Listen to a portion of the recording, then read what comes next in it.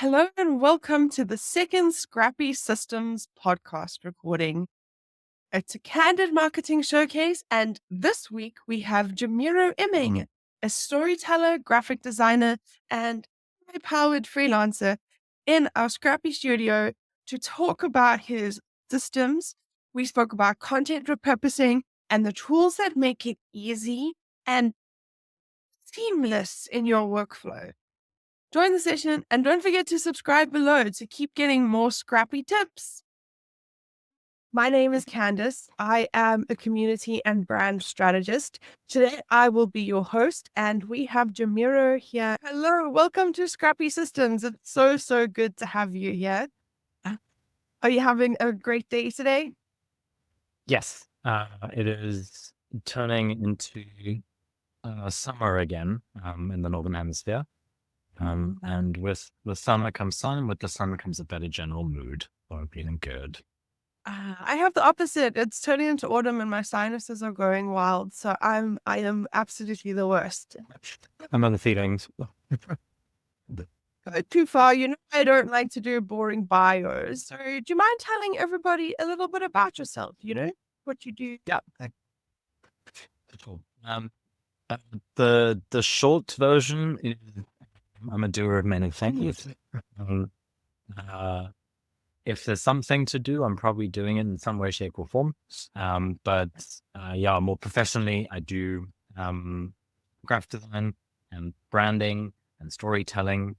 A little bit of a focus on event design at the moment, but very much focused on helping people express a thing through visual and communication design. I love that. Thank you. And is there a specific kind of business that you like to work with? Any kind of event coordination at the moment is fun. I'm really enjoying tech companies and tech events because they tend to have budget and they tend to have, if I may use the word pierce for interesting ideas and experiments. So those tend to be really exciting at the moment. I love that. Okay. I also like events because you get, there's so many different types of design specifically, but branding ideas that can be impactful, like in the real space, in the online space, physical things. I'm not a graphic designer, but I always love seeing the kinds of experiences that can be created in those situations Yeah. and Yeah. how often they have to be hacked as well. Yeah. And you said experience, I mean, like the really fun thing is getting to design some of the user experiences. And that's really where the digital and print design thing really blends into quite a fun experience, like actually getting to design the interactions with people. And as a designer, it's nice to see your stuff in the real world, like IRL and print and live and people interacting with it. That's, hard to come by sometimes. I can imagine. I've always wanted to design games for that reason because I want to see Yeah. people engage with the thing, so I can imagine, designing has a similar effect. Mhm. Amazing. Yeah. Amazing. Well, I guess that should take us into our first segment of today's interview, which is the system breakdown. And Yes. I really want to dive into the one best performing scrappy system that you have worked on in your career. It could be one that you yourself have implemented, one that you have been, part of a team of implementing with a team. Yeah. Can you tell me us about? I mean, it's something I haven't. It's a recent thing. I haven't actually done anything very intentional for a long time.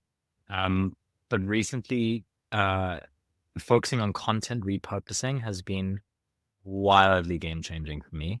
And I know you can relate to this because I saw you post something about this not too long ago.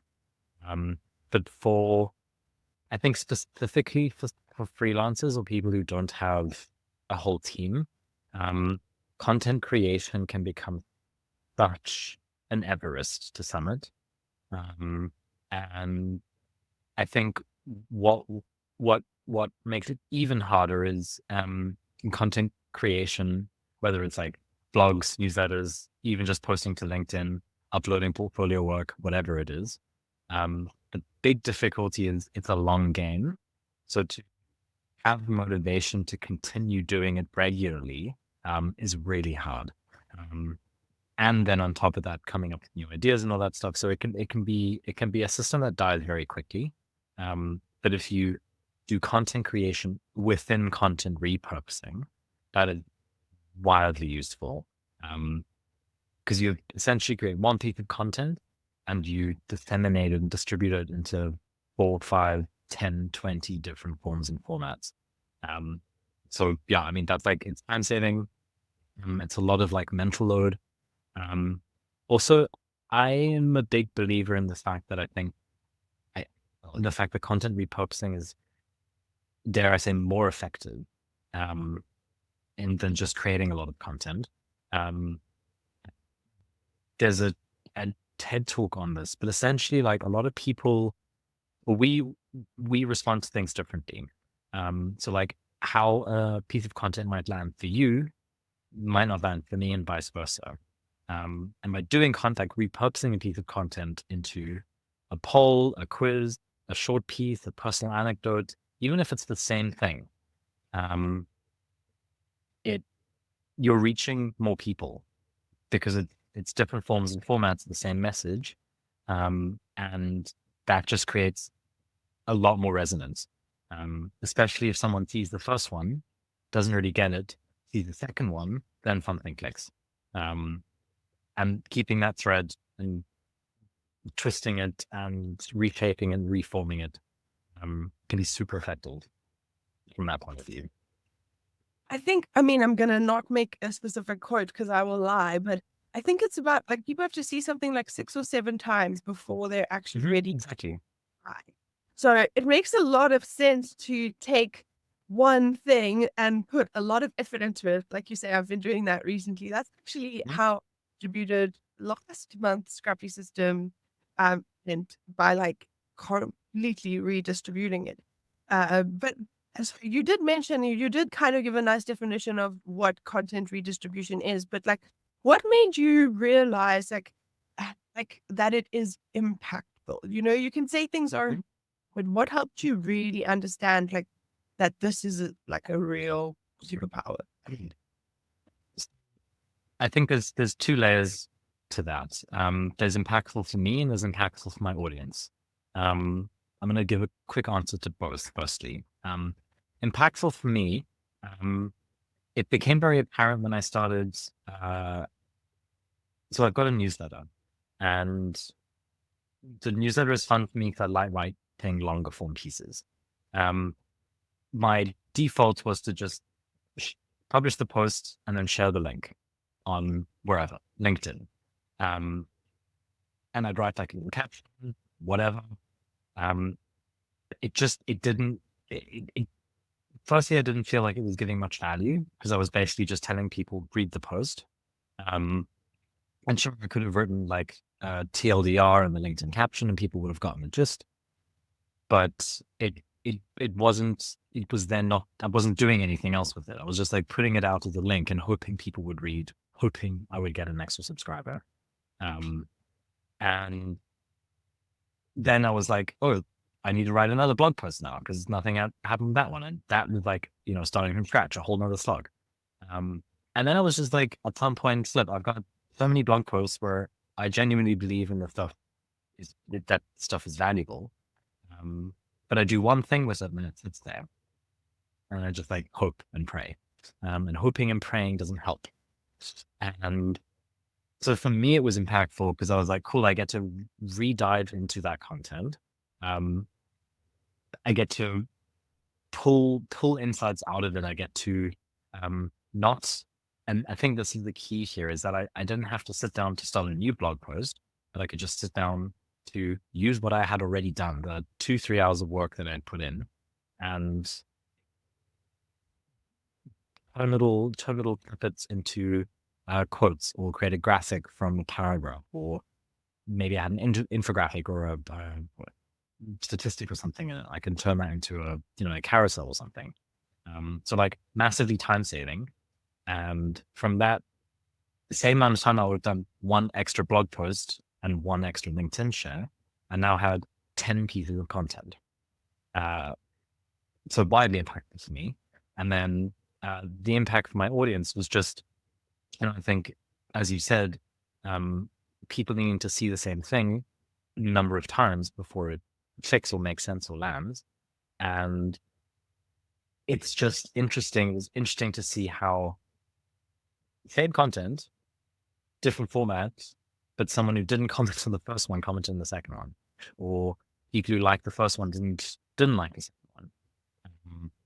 And that's when you start to see, okay, things are resonating in different ways with different people, which is fine. It doesn't have to land for everyone, but it it just gives you a sense of like knowing, and maybe this sort of ties into targeting a little bit, targeting audience. If you do that often enough, you start to get a feel for what kinds of people are reacting to what kinds of pieces of content, or forms and shapes of content. And then you can start to be strategic about it if you want at some point. If you want to now target more of the, I don't know, the creatives, you know what kinds of content repurposing works from whatever you've created. And all in all, to summarize, I feel like it really helps with intentionality. And because it's more intentional for me, it's more authentic for the people reading it. Everyone will post a link and hope people get it. That doesn't speak to me as a customer, as a consumer. Yeah. I can so relate. Like, I've recently been feeling the pains of just being on that content wheel of like, I feel like I'm just producing unique, novel things. And then how it just goes out on Instagram once and then no one or one person sees it. And then like your soul is crushed and destroyed and you don't want to spend any more time doing that kind of thing, especially if marketing is already difficult for you. And so in that regard, what kind of content is ripe for repurposing? Because, I think, are there different types? Can anything be repurposed? How do you figure that out? Yeah, definitely. I think everything can be repurposed. Um, the simplest solution everyone has access to is giving it to ChatGPT and saying, what else can I do with this? You get a whole bunch of ideas just from that. I think the next phase after that, because like the idea generation with ChatGPT is great. I wouldn't do everything it says. I think the next step is your own processing and filtering of that. It, if it's not something you normally do, don't do it. Like if you're not the type to create polls or like quizzes and stuff, like just leave that out. Just because you can do it doesn't mean you should. And I think that is just a gut feel of like what feels like me, what do people expect from me, what do people need from me, what actually is valuable to the people I'm trying to speak to. But in terms of content that can be repurposed, I genuinely think everything. And often, I think the first few times will be a little bit like grunt worky, grind worky until you start getting a feeling for how you can repurpose it. It's not always clear or obvious. A blog post is super easy because you can cut it up, you can shorten it, you can lengthen it, add it as a PDF, make a character, easy.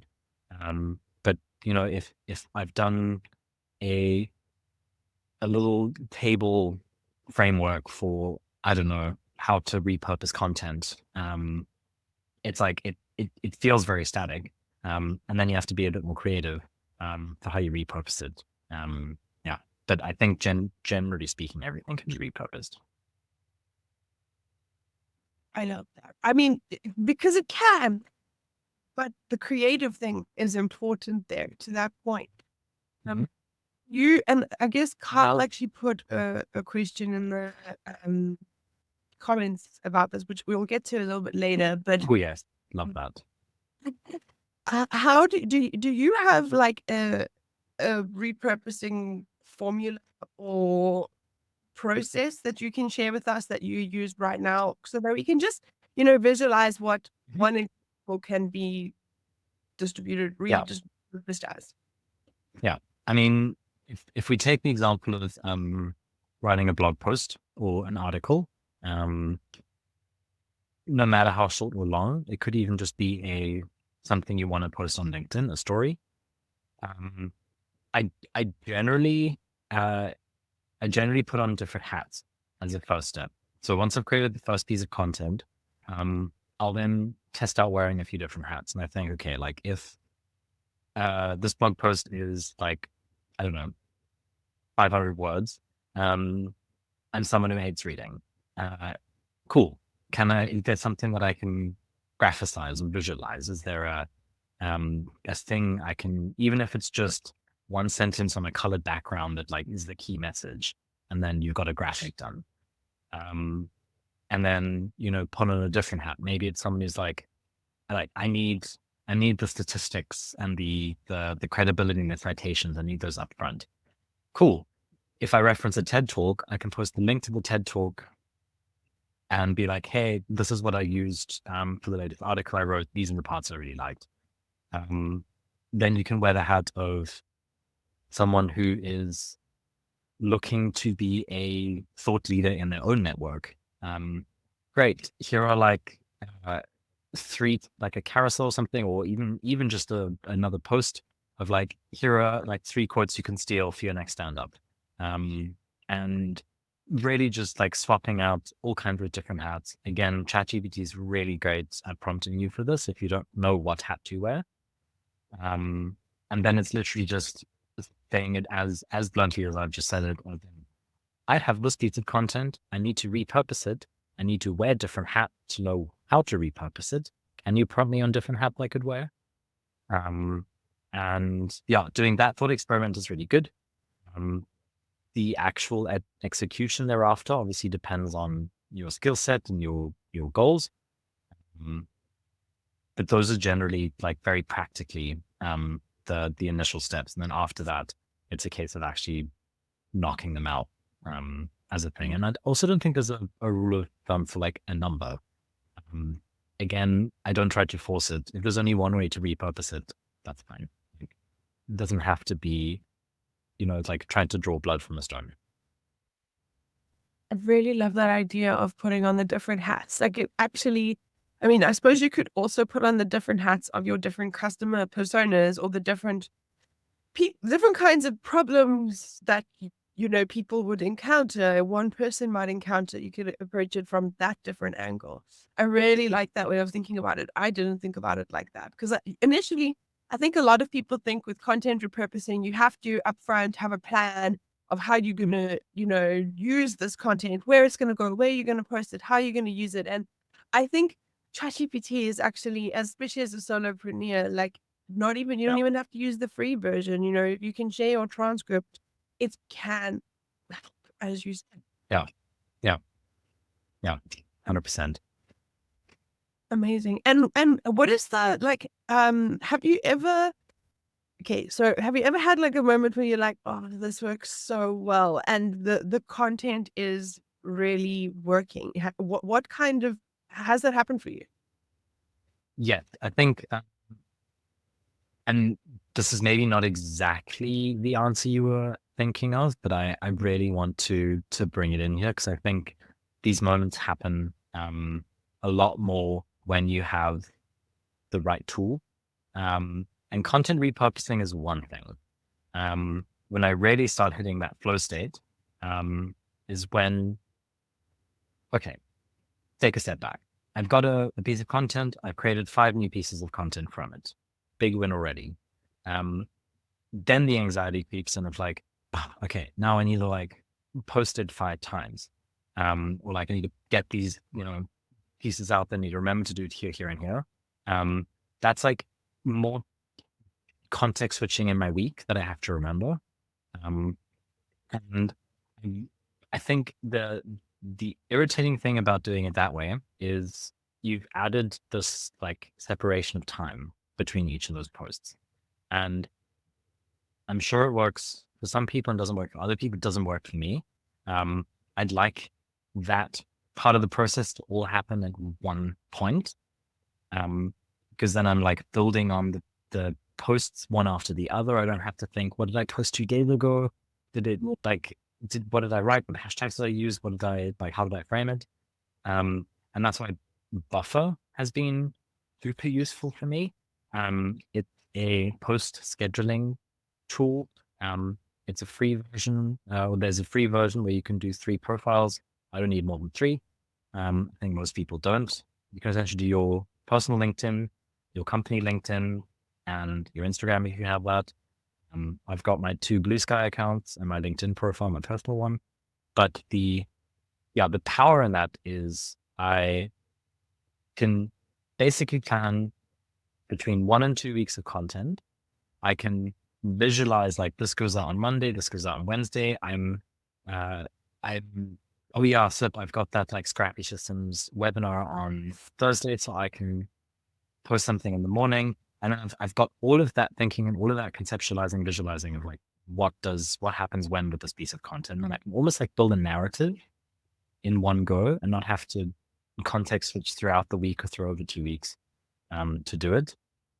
And that's like a 2-hour scheduling of like 2-hour block on my Monday or 2-hour block on my Friday.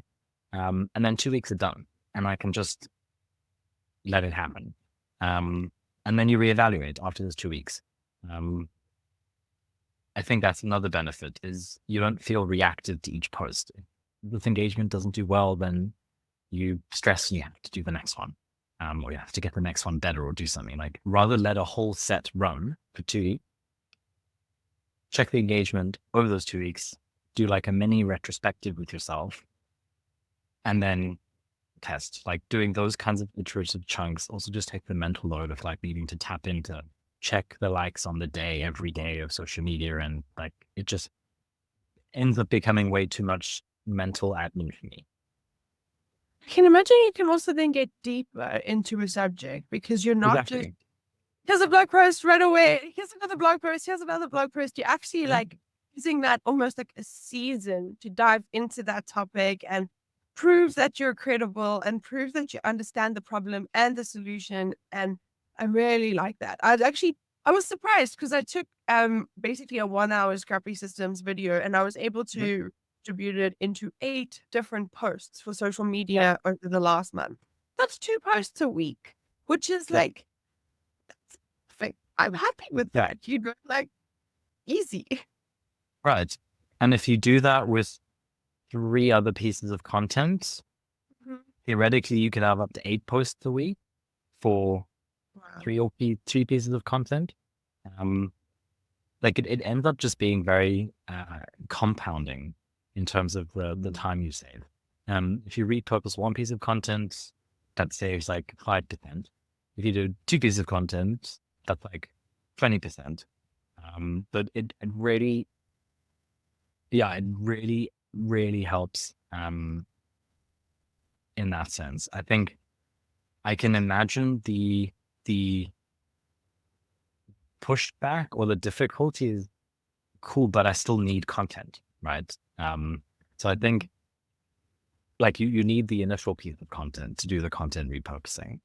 And I think what's also quite fun to do is, and I after having this marketing system in mind now, when I'm creating a piece of content now, I'm already thinking like, how could I potentially repurpose this later?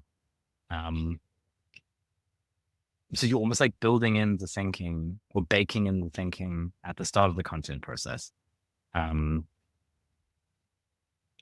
Helps like future me not have to do so much thinking down the line. And those are systems you can sell, you know, like those are systems those are services you sell over time. I mean, you say you're working with events right now. It's probably, you probably have a pretty polished event briefing system and you know all the sizes and the templates that you need to design for, right? So that is amazing. I was going to ask if you had because we have this like steal the strategy segment and I was going to ask for tips.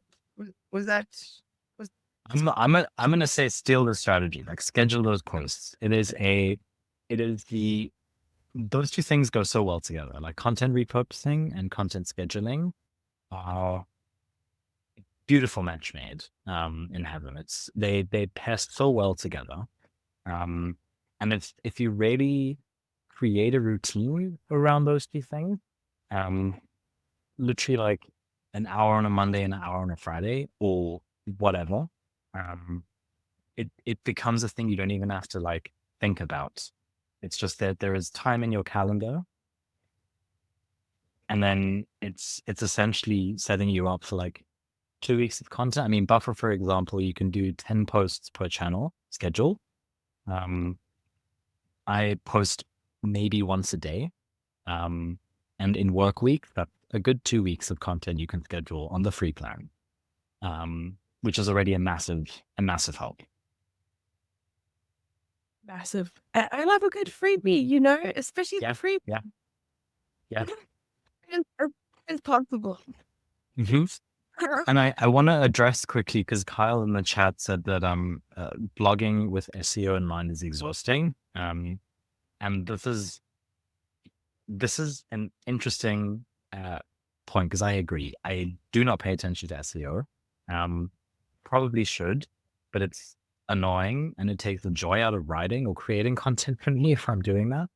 The nice thing is by repurposing content, you are almost increasing your SEO success just through the fact that you're repurposing content. I mean, the more ways you talk about the same thing and the more versions of that content is online, that is feeding the SEO machine in the background.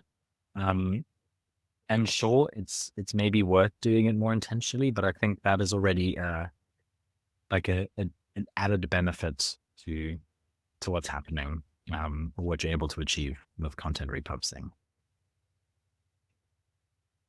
I'm not a very big knower of SEO. I definitely tell that to my clients. We got to get an expert in the room Black for that. horse. I recently started ranking on an Asian search engine. We had to Google what this website was. We had no idea.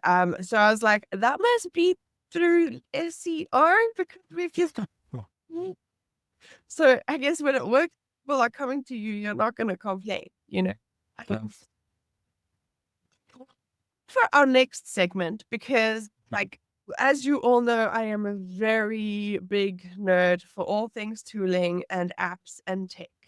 And so not two marketing tech stacks look alike, to be honest. Literally, I don't know anybody's who do.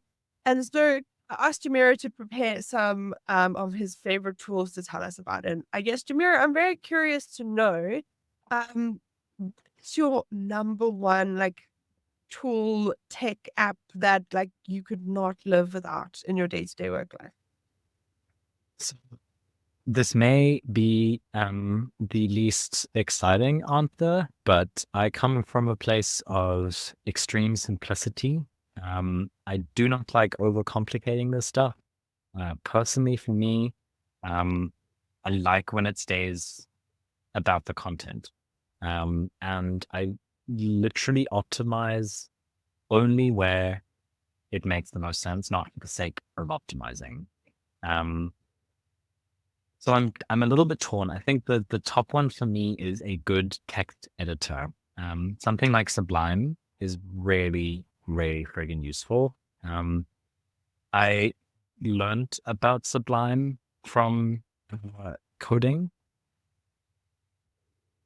but what I loved is you can't really do any formatting. And for me, when I'm trying to get just the ideas down or take notes or write a blog post, I do not want to get bogged down into how the thing looks at the end. And maybe I'm particularly prone to that because of the whole graphic design thing. I immediately start thinking about like the end look and visual. But Sublime is great because it lets me really just like jot down ideas, keep it simple. Collecting, I have it on on my laptop always open on a window. And it's just like a dump for things. Um, and it then gets processed at some point. We can also chat about that if you want. But that is the big one. And then I think a close second to that would be something like Notion. But before Yes, you go get for into it. Yep. go into what do you do? How do you process that information with Sublime after you? Yeah, Because note taking is so hard for a lot of people. So, and I think wild. like a non disruptive note taker like Sublime is important, where you can't do too much or over design. Like, so Exactly. what do you Yeah. do once you have those notes? Like, Yeah. Um, it kind of depends on the type of note taking. There's like random thoughts in my day, and then there's like things for an article. Um, if we're doing like specific content, so if I'm collecting ideas for a specific piece of content, there's two things I might do with that. Either I will process those into a short paragraph. So sometimes they're not too disjointed and I can write it up quickly. And then that paragraph can be saved into my like Notion idea bank, or I can immediately put it into a blog post draft and save it to drafts and work on it later. But generally that's like the simple version. If it's just like sentences, bullet points, quotes, ideas, I can just jot it, create it into a paragraph and then move it to where it needs to go. If it's random thoughts in my day or like cool ideas for new piece of content that I might want to do at some point, that, yeah, I mean, you almost want to like reverse engineer it. So if I've collected a few of those, I sort of have a good idea of what categories those things fall into. So like content idea, repurpose idea for an old piece of content, and those can be then put into a Notion. I think is the simplest, but I mean any place where you have categorized things, whether it's you have on your iPhone like notes named with content ideas or present ideas or songs I need to listen to, you throw those into that. But I mean, literally, like I try to do it once a week, just because I don't collect that much generally. If you do a lot more note taking, a lot more rigorous, then I might do like a little check in Wednesdays and then end of the week, just so you're not left with like a friggin' busload of things, because you're never going to get to that. And yeah, fair. I would do it more often than not at the beginning, at least. I love it. I love a good note taking system. Thank you. And you were going to say Notion. Notion's your name. Yes. And Notion is sort of like part of the processing of those things. But I think what I like about Notion is, I find, so I've also started using it for project management, which is really, it's such a beautiful story, like a 360-degree story. Because when I started freelancing, I started using Notion for project management. Then I got very annoyed, didn't use Notion at all, and then re-entered the Notion verse. And now I've started doing project management with it again. But yeah, each separate story. Relatable for so many people that have that experience in occasion. Yeah. But yeah, I mean, what's great about it for content is you can collect ideas, completely unfiltered, unorganized, unpolished. You can link those ideas into a draft you can categorize them by like these all fit marketing for freelancers, and you can, through like relations and tables, you can collect them all into one idea for a marketing gimmicks or marketing whatever blog post. You can draft the blog post there. It's got the built-in AI assistant, which you can also. It's almost like a good amalgamation to get everything in one place at least. Buffer is has something like that. I haven't used it because I've already built it up on Notion, but there's like an ideation feature on Buffer, so you can collect ideas and organize ideas on Buffer as well. But I just find Notion, you can go a little bit deeper. You can link pages, you can embed graphs, you can, it's for content in this form, from ideation to creation to repurposing. You can even do, you can't schedule content to go live. Maybe with a neat API app, you can. But you can have a content schedule with a calendar, when posts go out when. So it's a nice end-to-end feature without needing to do 3 tools or 2 tools to sort of see an oversight. Yeah. And So that's a clip. if you pair it with a nice little, I don't know if you know, there's a Google Chrome extension called Save to Notion.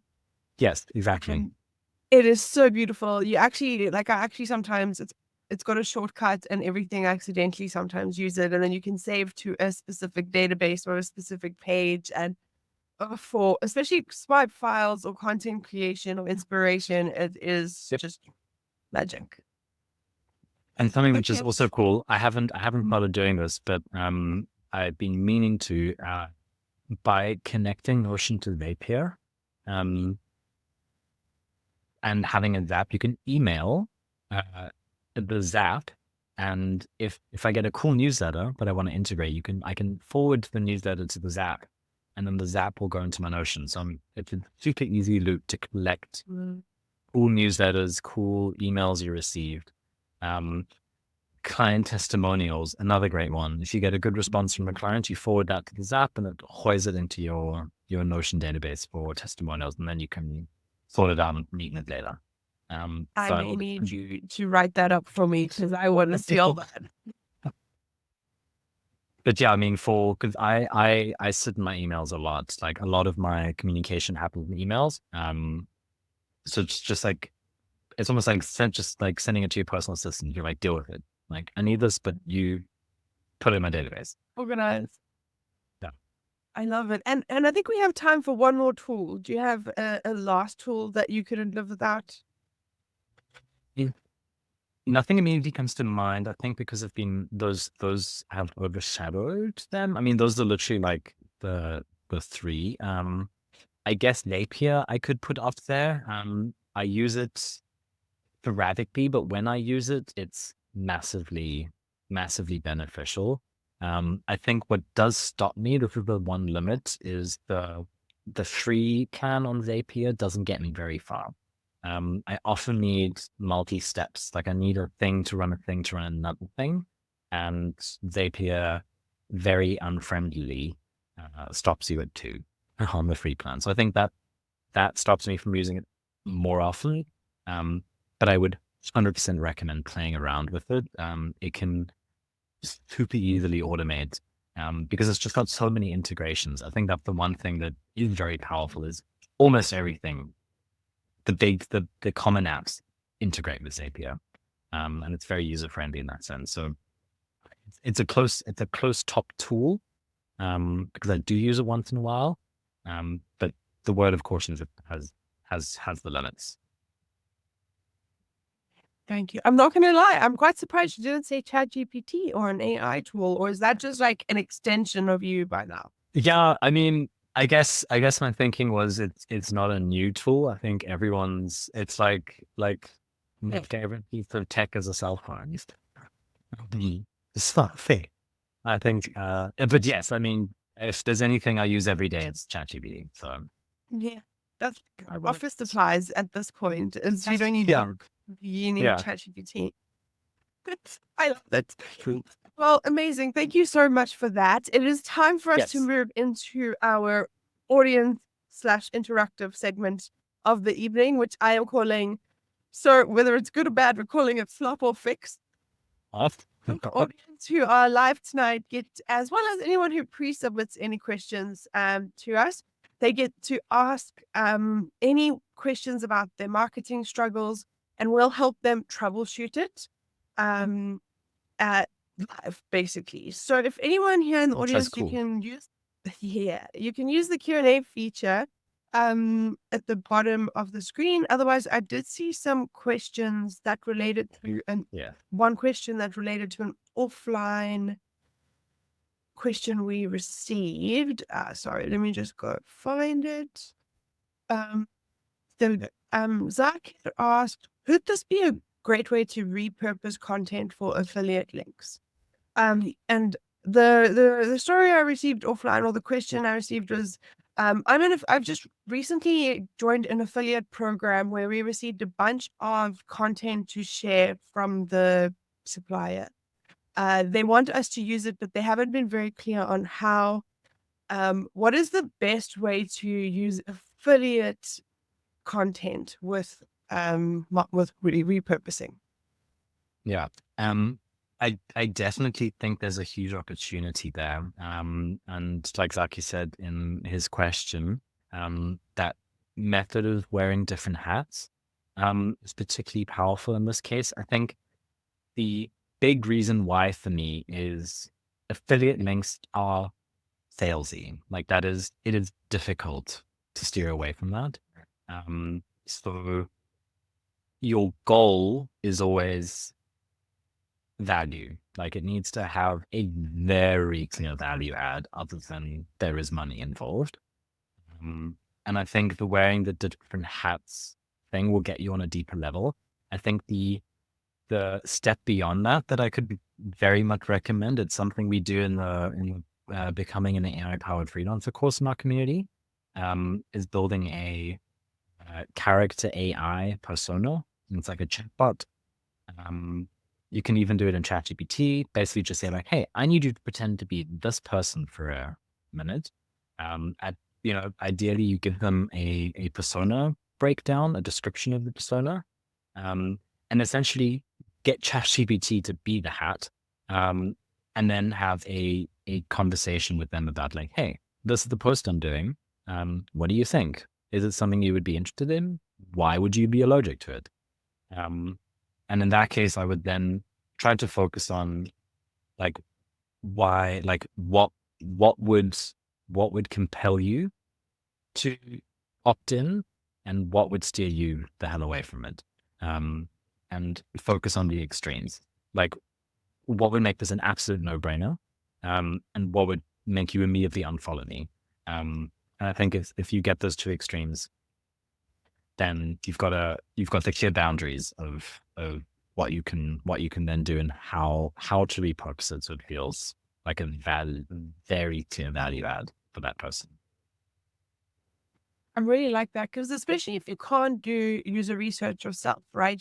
If you don't, and like if you know a product but you really want to know who to sell it to, my first recommendation is always, uh, go talk to your audience. But when you can't talk to that audience, ChatGPT is a really good substitute. I really like that. Just be like, what are your pain points? like like you said, does this resonate? I really love that tip.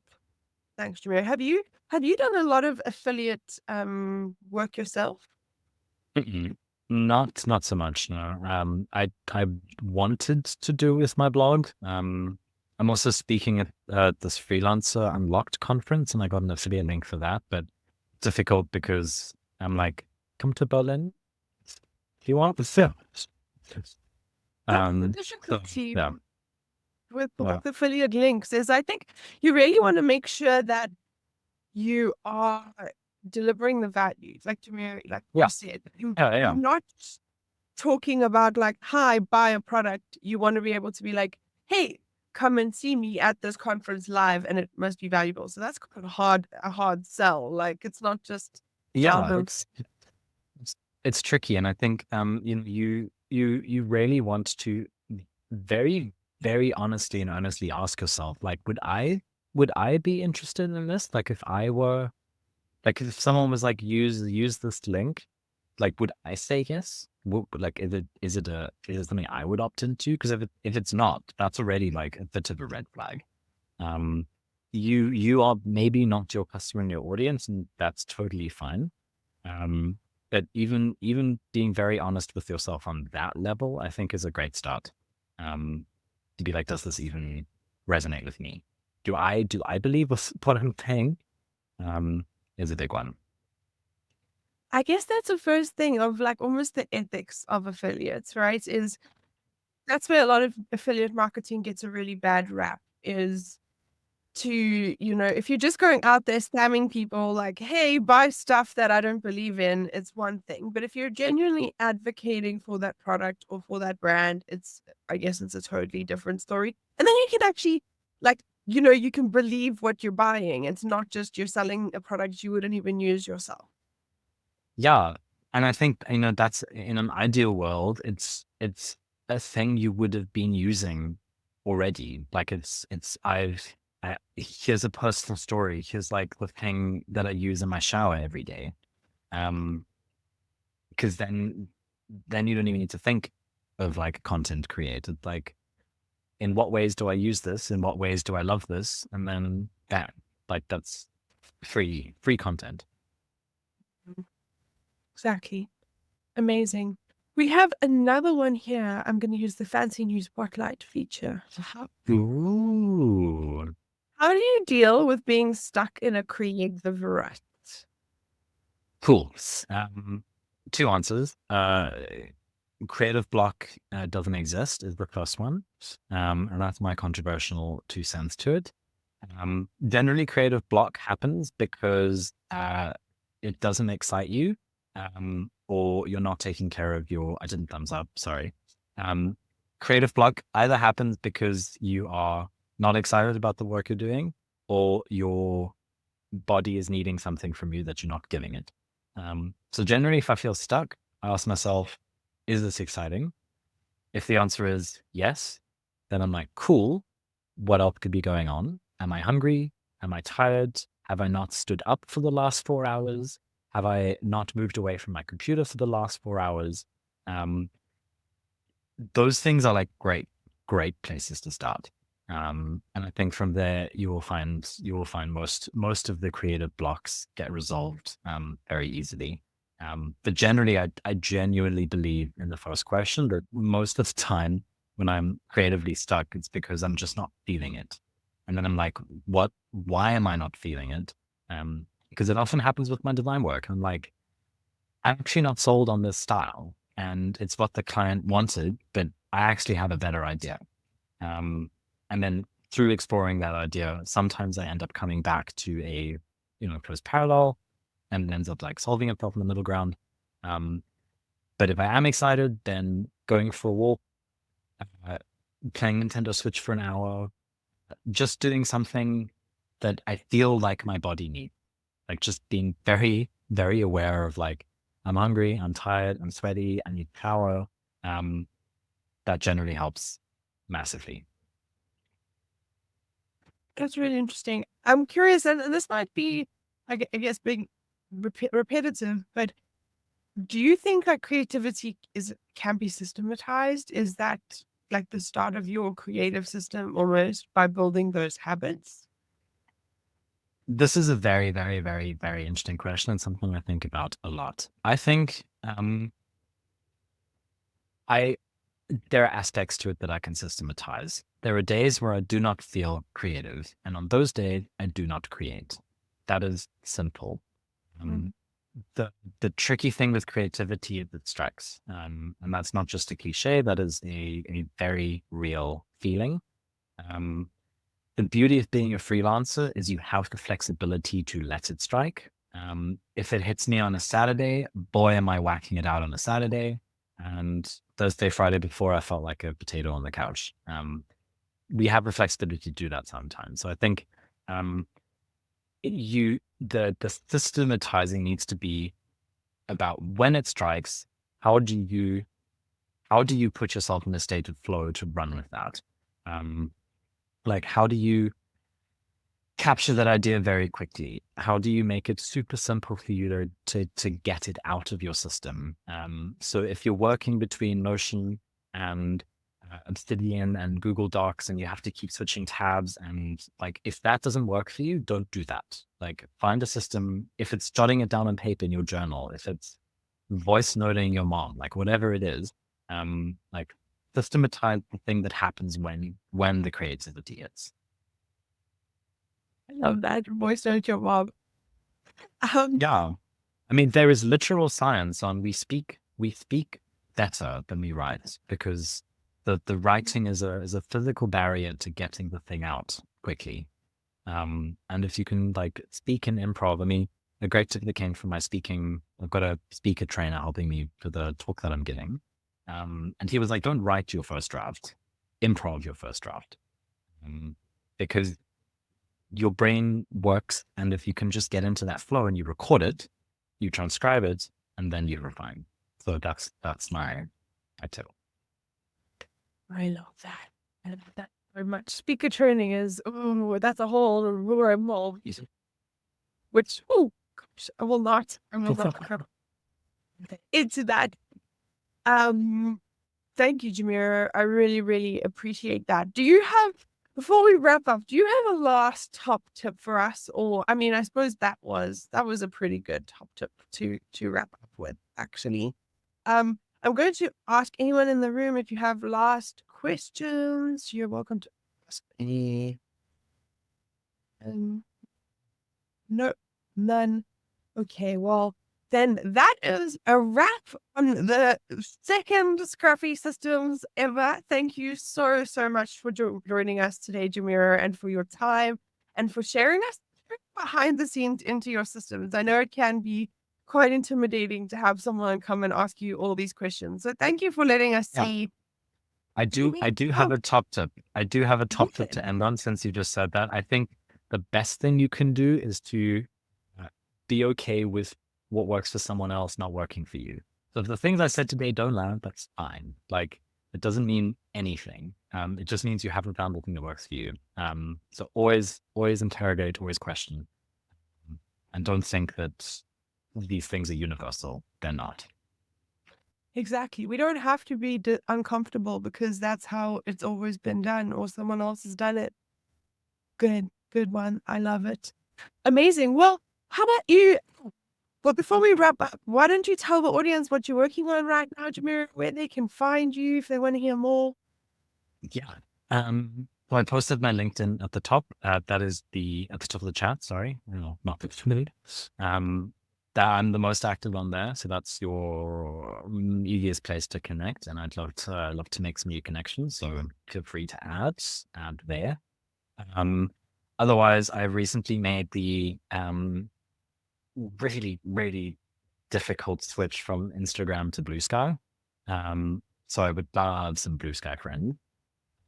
So please do, check me out there. And otherwise, I think at best follow me on LinkedIn. I will be giving a talk in May in Berlin, which I think will be filmed and recorded. So LinkedIn is also a good place to see how that goes. I think, that's where you can find me. And in the Canada community, of course. I'm very active. Of course. Thank you so much, Jomiro. Thank you for your time today. Thank you, everybody.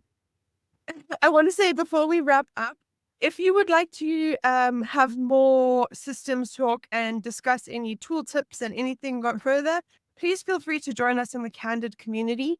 The link is in the chat. And next month, we'll be hosting another free Scrappy Systems interview. Our next guest is going to be Vanessa Rath. She's a global talent sourcing powerhouse, literally. She is one of my speaking idols. I want to be able to speak like her one day on a stage in front of so many people. And she's actually going to be sharing the system she uses to balance all of her speaking gigs, her online academy, her talent sourcing job. And, she doesn't lose the plot. She's a really like a human. So if you'd like to register for that, feel free to join at the link in the chat. Otherwise, I hope you have a fabulous rest of your Thursday. For those of you who are on Friday, I hope you have a great Friday. And we will see you next time.